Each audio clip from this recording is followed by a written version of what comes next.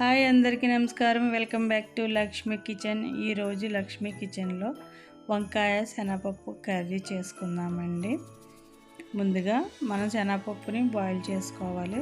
అలాగే వంకాయల్ని ఇలా ముక్కల కింద కట్ చేసుకుని ఉప్పు వాటర్లో వేసుకుని ఉంచుకుందాం.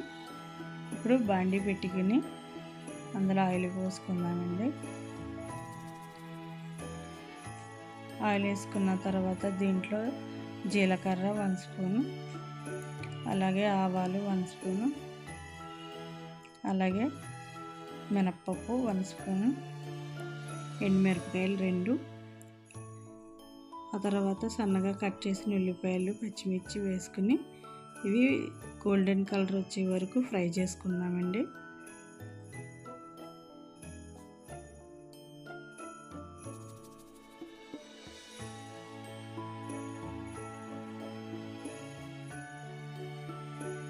ఇలా ఫ్రై అయిన తర్వాత దీంట్లో 1 స్పూను అల్లం వెల్లుల్లి పేస్ట్ వేసుకుని అది పచ్చివాసన పోయేదాకా ఫ్రై చేసుకున్నామండి.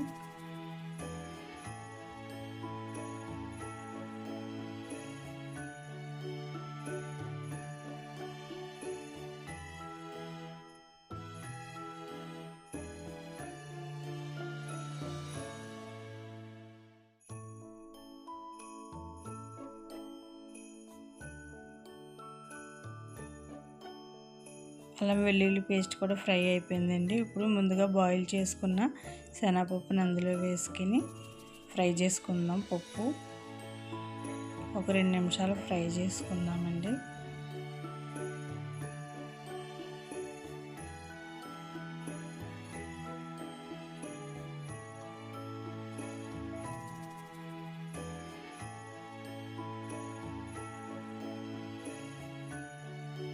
శనగపప్పు అంతా ఫ్రై అయిపోయిందండి. ఇప్పుడు ముందుగా కట్ చేసిన వంకాయలు వేసుకుందామండి. ఈ వంకాయలన్నీ వేసుకుని ఇది కూడా ఒక 10 నిమిషాలు ఫ్రై చేసుకుందాము. వంకాయలు వేసుకున్న తర్వాత మనం కర్రీకి సరిపడా సాల్ట్ వేసేసుకుందామండి. ఇప్పుడే ఆ తర్వాత మూత పెట్టుకోకుండా ఇది ఫ్రై చేసుకుందామండి.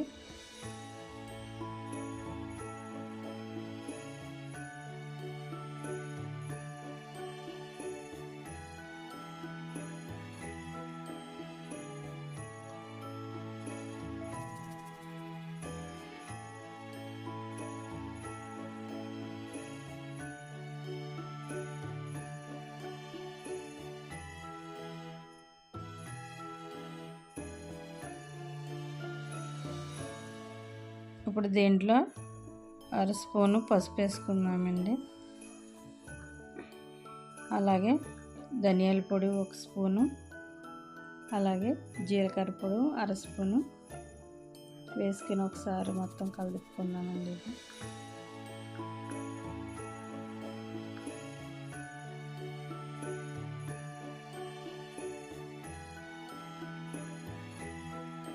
ఇలా కర్రీ అంతా కలిసిన తర్వాత ఇప్పుడు మన కర్రీకి సరిపడా కారం వేసుకుందామండి. కారం ఎక్కువ తినే వాళ్ళు ఎక్కువ వేసుకోండి, తక్కువ తినే వాళ్ళు తక్కువ వేసుకోండి. ఈ కర్రీ వచ్చేసి చపాతీల్లోకి అలాగే రైస్లోకి కూడా చాలా బాగుంటుందండి. ఇలాగ 5 నిమిషాల్లో ఇది ఫ్రై చేసుకుంటూ ఉండాలండి.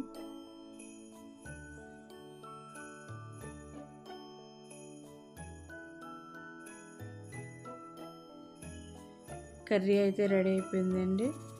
దీంట్లో కొంచెం కొత్తిమీర వేసుకుని మనం సర్వింగ్ బౌల్లో సర్వ్ చేసుకుందాం. ఈ వీడియో కనుక మీకు నచ్చినట్లయితే లైక్ చేయండి, షేర్ చేయండి, సబ్స్క్రైబ్ చేయండి, పక్కనే ఉన్న బెల్ ఐకాన్ క్లిక్ చేయండి.